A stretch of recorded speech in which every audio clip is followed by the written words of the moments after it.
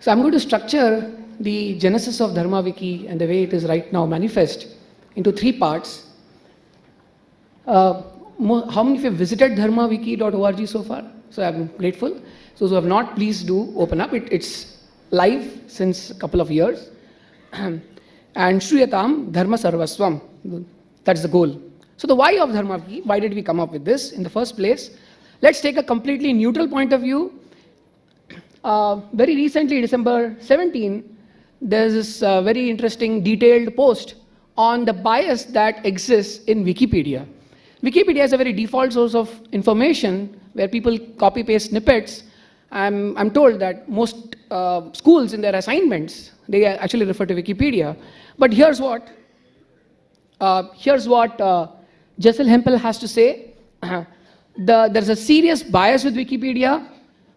Just to name a few: gender bias, the myth of open communities, language is heavily biased to what is global, and for most of it, it's English. It's being used and also kind of gamed by artificial intelligence. Well, that happens to be my area, and I must admit, for at least 2 years, I have used Wikipedia exhaustively for AI purposes. And of course, knowledge representation. Here's an example of gender bias. As detailed in the source, created mostly by male editors from more affluent countries. Less than 15% or 15 to 20% is the female contribution, and that too from that contributions are largely from affluent countries. And in the Wikipedia Foundation address by Executive Director Catherine Mayer, there's an admission that there's a need to actually break the so-called open culture, because the culture is actually closed. And let me give our collective experience. Several colleagues here, Professor Neeraj Kumbhakarna, there's a team of students who are, now some of them have graduated, become faculty elsewhere.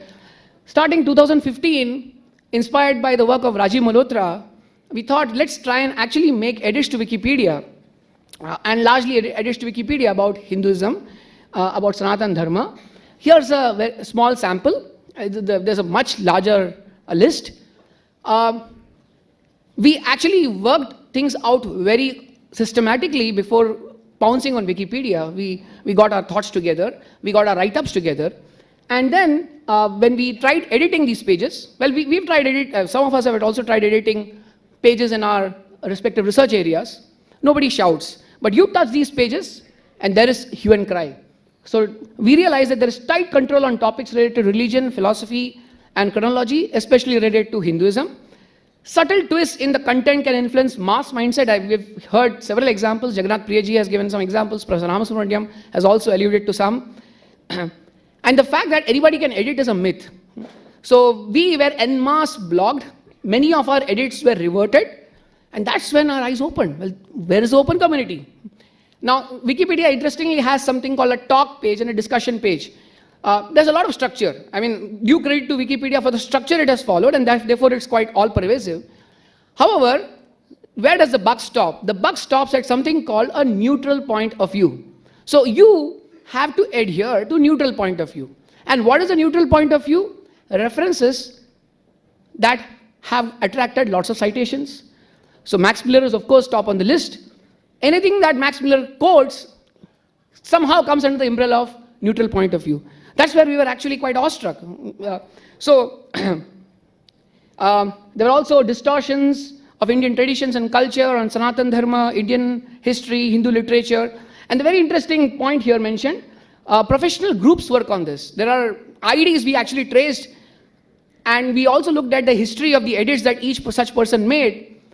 We realized that sometimes these names, they kind of camouflaged people with completely different ID, so something like Sanatan Dharma or Advaita, but they hunt in pairs to take you down. So there's serious ideological bias, and many of them are serious senior moderators. So now I move to the how. We realized that the buck stops at this neutral point of view, the so-called neutral point of view. We started evolving a Dharma point of view. And that took us actually some time. can we have content based on Dharma point of view? And obviously that required a completely different platform. We certainly want to go back to Wikipedia, but we realize that unless we have our act together and our dharmic forces, there is loka sangraha amongst them, how do we go and attack Wikipedia when we ourselves are divided? So what is the Dharma point of view? We are very grateful to Professor Ram Subramaniam and another scholar, Dr. K.S. Nananacharya, who have actually guided us in evolving these. If you go to the DharmaWiki site, the Dharma point of view, you'll find video recordings of Dr. K.S. Nananacharya on each of those points, elaborating what these are, but I'm just going to give you a very high-level idea. The first Dharma point of view is integral unity, Moola Siddhanta Samaikyata. We already heard several times that the whole Sanatan dharmic thought process is Angangi Bhava. The Angi and the Anga, in one sense, are inseparable. They coexist. And therefore, we have all these prayers where we talk about the interconnectedness between the Jivatma and the Paramatma, the Brahman, Paramatma and Bhagavan. They are actually not separable from each other in as much as the sun cannot be separated from his energy. And we have this very important invocation, Om Bhadram Karnevi Shriyama Devaha, actually invoking auspiciousness for one's body, for one's mind, invoking strength.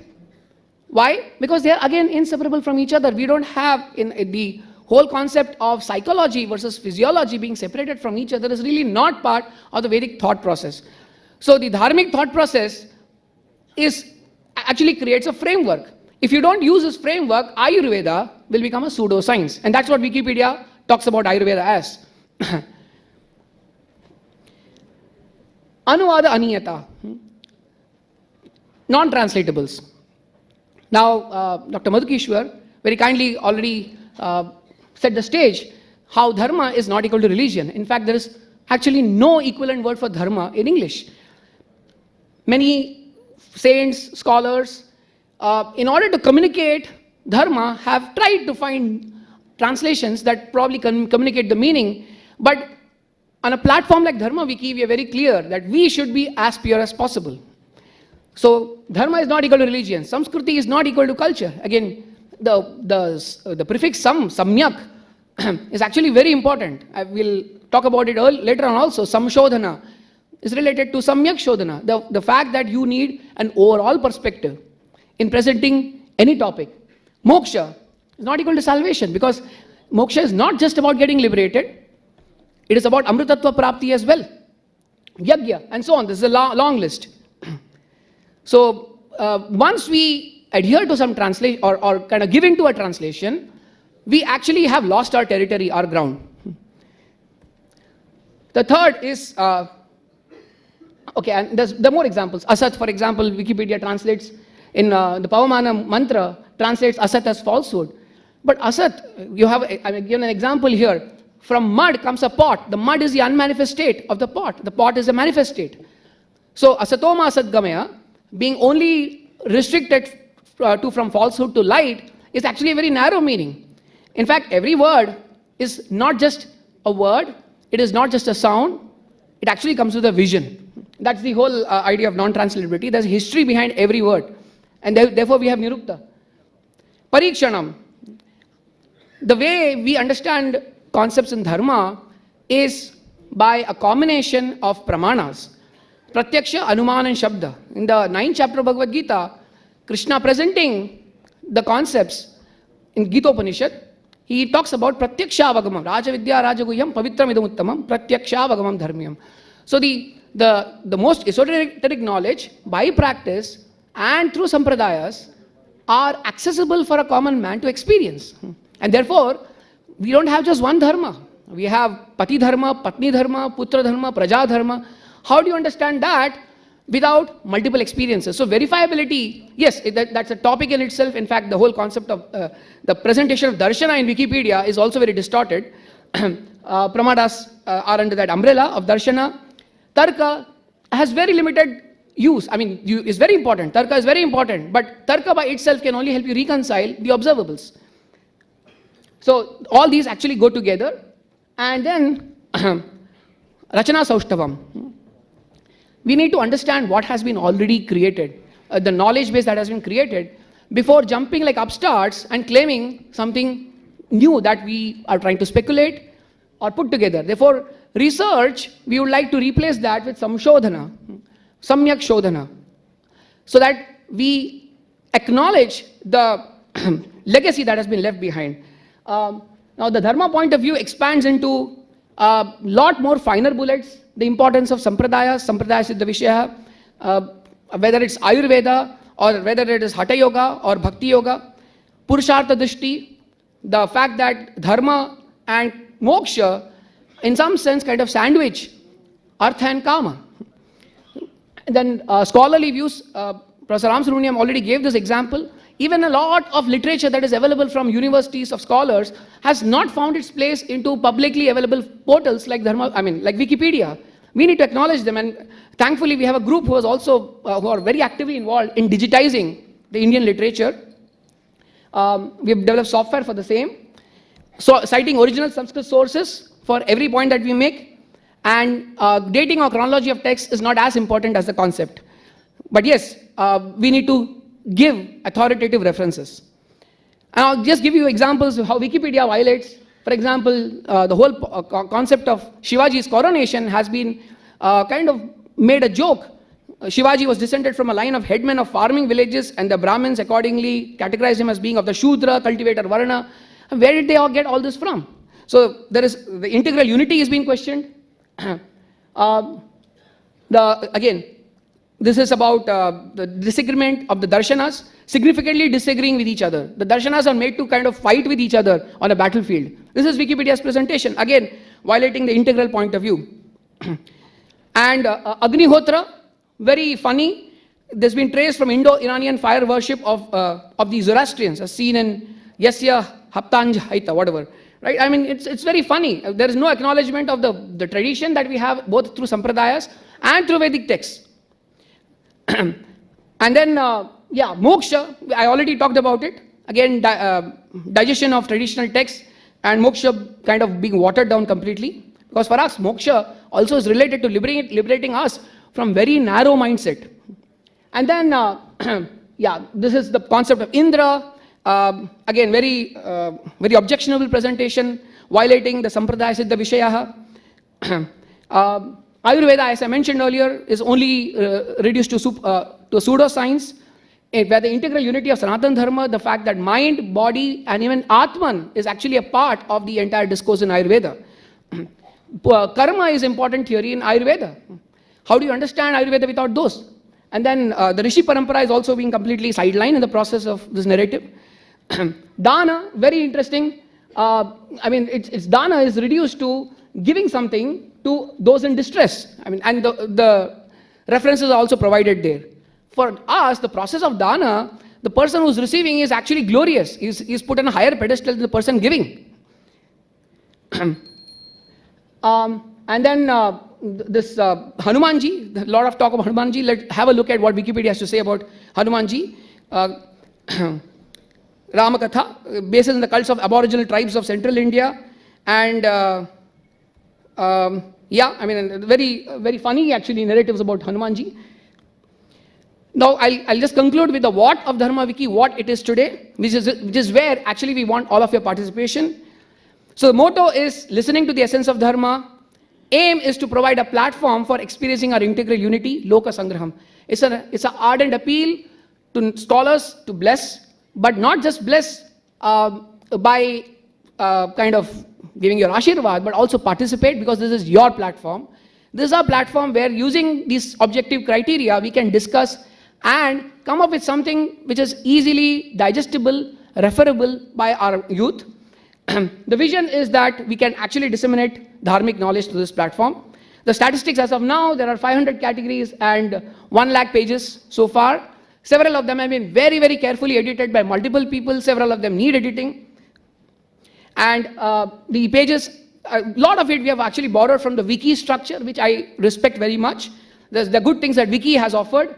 So you can actually have very systematic organization of every page. Again, there can be collaboration to get to this point. This is a page on the Sanatana Dharma, the main concept. There's the hierarchical structure where it helps you navigate understand what comes under what. And again, all this is editable, nothing is fossilized. So if someone has a better explanation, a better representation, your inputs are welcome. It's, after all, your platform. And there's extensive hyperlinking between the articles, as you've seen. Things also connect to each other, and that's how actually dharmic concepts are. And each page by itself is also very well structured, table of contents. You can also look for articles that need attention. So for example, certain articles need a lot of citations. Certain articles need editing content. So we have thousands of Hindu temples for which we have found entries where we need content to be put in by all of you. And then there are certain articles which are still short, need elaboration. So there are a lot of flowcharts that Wiki allows and which we have put in, which also can be used to the benefit of a young audience who probably have very less attention span. So this is a flowchart on the Devayana Marg. And about the structure of villages. So many of these articles are also very practically related, because that's why in one sense we call it DharmaWiki and not just VedaWiki, because we really want to impress upon the reader that Dharma is always relevant. Dharmo rakshati rakshitah. There's elaborate referencing. You can refer to national organization with the learned scholars, which we encourage you to do, and also Dharmacharya works. And we have had lots of scholars also put in their perspectives. For example, Professor Korat Subramaniam has put this interesting explanation on etymology, Vyutpatti. I just need one more minute, I really need this. So this is how all of us can connect. You could be any of these. You could be an academician, you could be a research scholar working on some topic, metallurgy, and you might want to look at what the Bharatiya Parampara has left about metallurgy. You could be a traditional scholar, you could be just a reader, and you find that there are some typos, some spelling mistakes, some proper referencing that needs to be done. You could be a pilgrim, you go to a temple and you want to actually enter some documentation. You could be an institution, and we have had several institutions. So I'll give you examples of collaborators. There's a team who have actually been creating board games based on the Dharma concepts, more than 45 board games. And they are linking to DharmaWiki and sourcing concepts from DharmaWiki. For example, snakes and ladders. Deccan College, Pune, we're very fortunate to have actually a good scholarly community come down from Pune for this event. We'll be felicitating them. Lots of traditional scholars, as I mentioned. And what could you contribute? That was about who and what could you contribute? You could have publication insights. You could actually review an existing piece of work. You could have traditional viewpoint.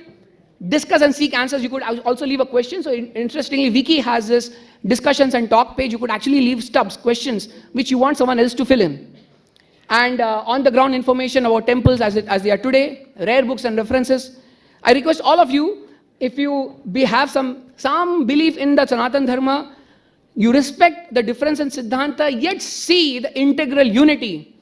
That is what we mean by following a dharmic thought process. And you are interested in Samshodhana of original Bharatiya text, you want to learn as you write, want to work for Dharma. One more important thing, DharmaWiki, we didn't want it to be person-centric. We don't want to just promote a person. That's what distinguishes it from a blog, because here, who wrote at some point is not going to matter. The concept is going to be more important than the people who contributed. And there are lots of web repositories. We're very grateful to them. Shodh, Ganga. Then we're very grateful to the Vedic Heritage Portal that Professor Ram Subramaniam has actually been leading since the last 2 years. It's been a major reference for us. Then Wikisource has been very useful. Gita Supersite from IIT Kanpur. And there are a lot of scholars, as I mentioned, whom we had personally interacted with. Dr. Kashinath Hota and team from the Department of Sanskrit, Pune. And we also had, we were supposed to have Dr. Bhagilata Pataskar, who couldn't come here. Dr. Shripad Bhatt, Vidushi Yogini Patil, she's here. So we are very grateful to all of them for their presence virtually as well as physically. And Samskrita Bharati's resource has been very useful, essay.wikisource.org. This is a summary.